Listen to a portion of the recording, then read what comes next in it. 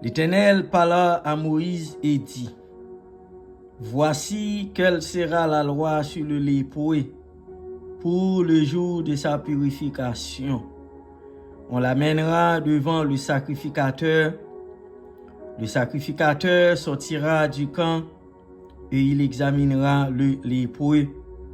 Si le lépreux est guéri de la plaie de la lèpre, le sacrificateur ordonnera que l'on prenne pour celui qui doit être purifié 2 oiseaux vivants et puis du bois de cèdre, du cramoisi et de l'hysope.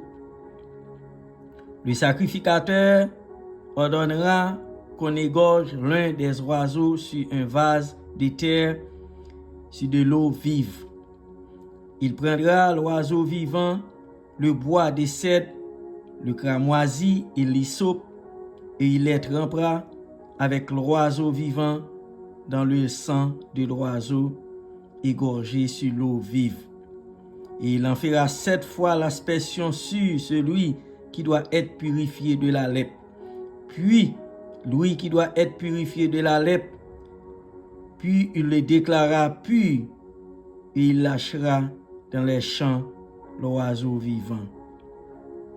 Celui qui se purifie lavera ses vêtements, rasera tout son poil, et se baignera dans l'eau, et il sera pur.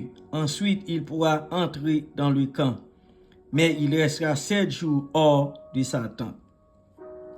Frères et sœurs bien-aimés dans le Seigneur, Lévitique chapitre 14, verset 1er, pour arriver dans le verset 8, c'est avec Paul Sayo que nous saluons dans le précieux nom de Jésus-Christ de Nazareth.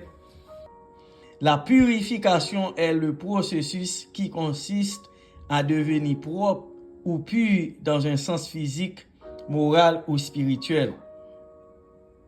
Dans les Écritures, mes bien-aimés, Dieu nous appelle à être purs, à nous débarrasser de tous ceux qui ne lui ressemblent pas. La purification est donc essentielle pour ceux qui s'approchent de Dieu.